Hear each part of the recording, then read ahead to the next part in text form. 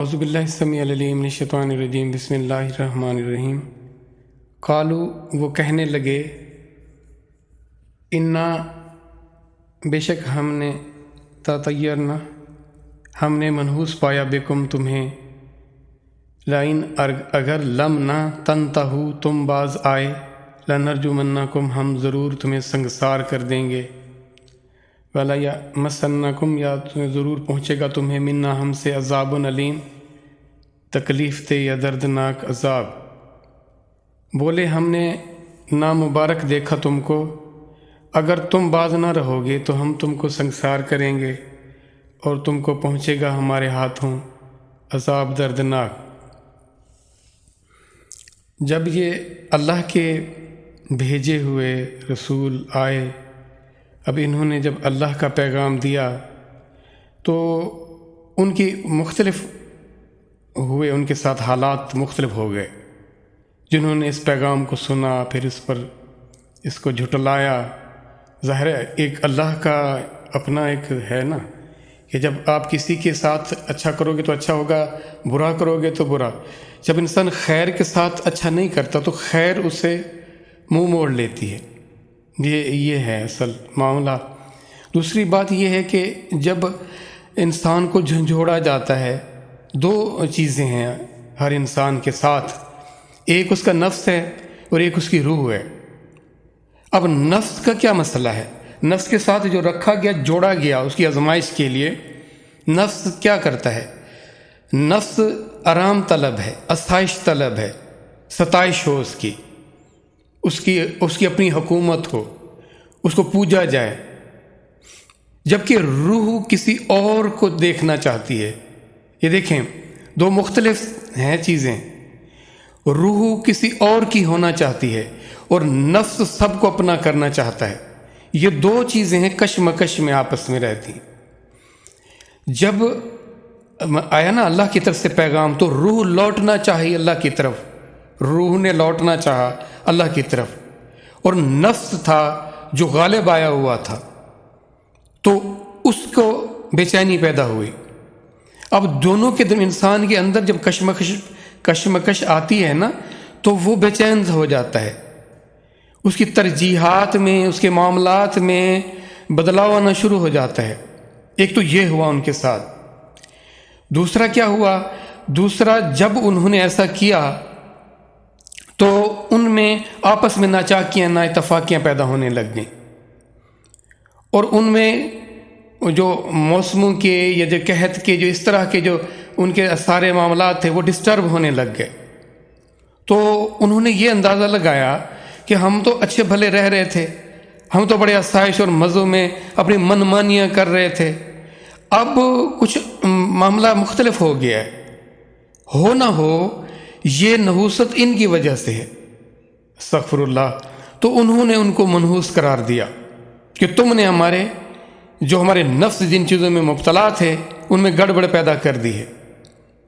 اب ان نفسوں کو چاہیے تھا وہ آرام اور ستائش، وہ جو چاہے جانے یا پوجے جانے کی جو تھی نا، جو حکمرانی کی، جو منمانیاں کرنے کی جو لت پڑی جاتی ہے جو نفس کو، تو وہ پڑی ہوئی تھی۔ اب انہوں نے یہ کہا کہ اگر تم اس عمل سے، ہمیں سمجھانے سے، ہمیں یہ پیغام دینے سے باز نہ آئے تو پھر ہم تمہارے ساتھ کیا کریں گے؟ ہم تمہیں سنگسار کر دیں گے، یا تمہیں ایسی تکلیف دیں گے جو انتہائی دردناک ہوگی، اسی لیے تم باز آ جاؤ اور ہمیں یہ باتیں نہ بتاؤ، اپنی باتیں اپنے پاس رکھو اور ہمیں ہمارے حال پر چھوڑ دو۔ اگر تم نے ہمیں تنگ کیا، اب تم نے ہمیں بتایا کچھ، تو ہم تمہارے ساتھ ایسا کریں گے۔ دیکھیں یہ اللہ ہمیں بتا رہے ہیں کہ کیا ہوتا ہے حقیقت میں، ہونا کیا، لوگ کیا کرتے ہیں، ان کے ساتھ کیسا ہوتا ہے۔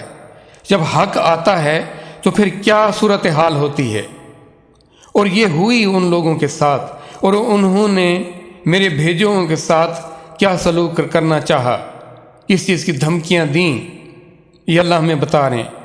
یقین کریں آج ہمارے ساتھ بھی بعین ہی ایسا ہی ہو رہا ہے۔ ہم بھی دیکھیں، ہم بھی خیر کی طرف جانے میں، تقوی کی طرف جانے میں سمجھتے ہیں کہ اگر ہم ادھر گئے تو ہماری یہ عیاشیاں، یہ ہماری شان و شوکت، یہ جو ہمیں پروٹوکول ملے ہوئے ہیں یہ نہیں رہیں گے، ہمیں کوئی پوچھے گا نہیں، ہم مسائل کا شکار ہوں گے، ہم افلاس کا شکار ہو جائیں گے۔ یہ بعین ہی کسی نہ کسی طرح ہمارے اندر بھی یہ چیز پائی جاتی ہے، اور ہم اس کو اون کر رہے ہیں، لگے ہوئے ہیں۔ ہم تقویٰ کی طرف نہیں آ رہے، ہم اللہ سے تعلق اور محبت اس کے دین کی طرف نہیں آ رہے، ہم دنیا کی طرف لگے ہوئے ہیں۔ ہمارا نفس ہم پر غالب ہے اور وہ چاہتا ہے کہ یہ آسائشیں ہوں، ستائش ہو، میرے پاس فراوانی ہو ہر ایک چیز کی، میں مروں ہی نہ، میں جیتا رہوں، ہمیشہ جیوں، کبھی کچھ مجھ پر گزند بھی، ذرا سی تکلیف بھی نہ آئے۔ جبکہ روح کو ان چیزوں کی پرواہ نہیں ہوتی، ان کو ان چیزوں سے کوئی لینا دینا نہیں ہوتا۔ یہ ساری جو افتاد نظر آ رہی ہوتی ہے نا، یہ نفس کو نظر آ رہی ہوتی ہے، روح ان سے ماورا ہوتی ہے۔ تو اپنی روح کو فوکس کریں، اپنے نفس کی من مانیوں کو اور اس کی فرمائشوں کو پس پشت ڈالنا پڑے گا، ان کو پیچھے کرنا پڑے گا، اور اللہ کے دین کو، اللہ کے احکامات کو قبول کرنا پڑے گا۔ پھر اس سے قطع نظر کہ ہمارے ساتھ کیا ہوتا ہے، اس کی پرواہ نہیں ہوگی۔ یہ ہے آپ کی روح کا غلبہ۔ حقیقت میں جب آپ کے نفس پر آپ کی روح غالب ہوگی، تب آپ کو زندگی کا ایک الگ سے مزہ نظر آئے گا، بندگی کا مزہ ہی الگ ہو جائے گا۔ تو اب وہ آگے کیا کہتے ہیں، وہ اللہ کے بھیجے ہوئے جو پیغمبر ہوتے ہیں، وہ جو رسول ہوتے ہیں، وہ کیا کہتے ہیں نبی؟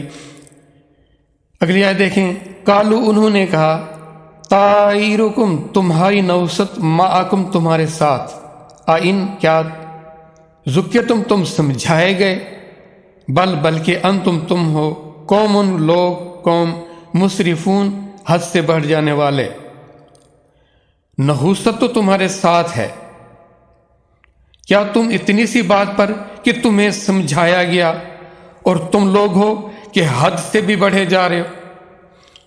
کہ نحوست دیکھیں، اعمال خیر ہوگا تو خیر کا معاملہ ہوگا اس کے ساتھ۔ وہ معاملہ کیا ہے؟ حقیقت میں روح ہے۔ جب روح غالب ہوگی تو نفس بھی اس کے تابع ہونا شروع ہو جائے گا۔ یہ نہیں ہے کہ نفس ایسے ہی گندا رہے گا، ایسے ہی شور کرتا رہے گا۔ دیکھیں، نفس پھر نفس مطمئنہ میں تبدیل ہو جاتا ہے، اس کو اطمینان ہو جاتا ہے۔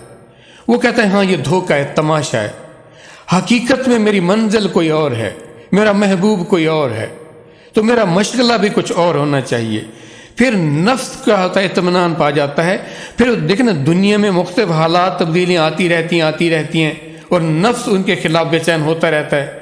پھر ان مختلف حالات سے، مختلف معاملات سے، پھر جیسے روح کو نہیں فرق پڑتا ہوتا تو نفس کو بھی فرق نہیں پڑتا ہوتا۔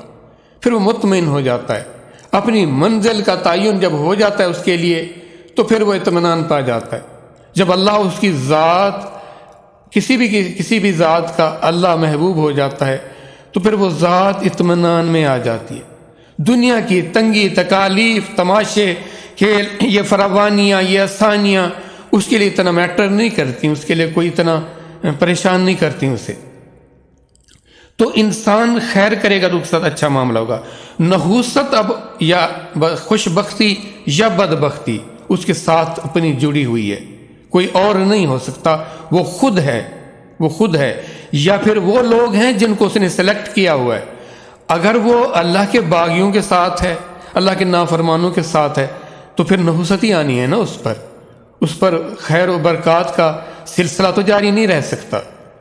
تو یہ ہم نے سوچنا ہے کہ ہم نے اپنا تعلق کس سے جوڑ کے رکھا ہوا ہے، کیا ہم خیر میں ہیں یا خوش نصیبی میں ہیں یا بدبختی میں ہیں۔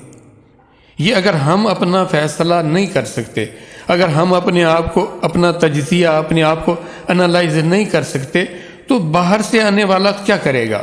ہم اپنے انر کو، اپنے آپ کو دوسروں سے بہتر جانتے ہیں۔ تو خدا را اپنی خیر چاہیں اور دوسروں کے لیے بھی خیر کا باعث بنے۔ یہ میرے آپ سب کے ذمے ہے۔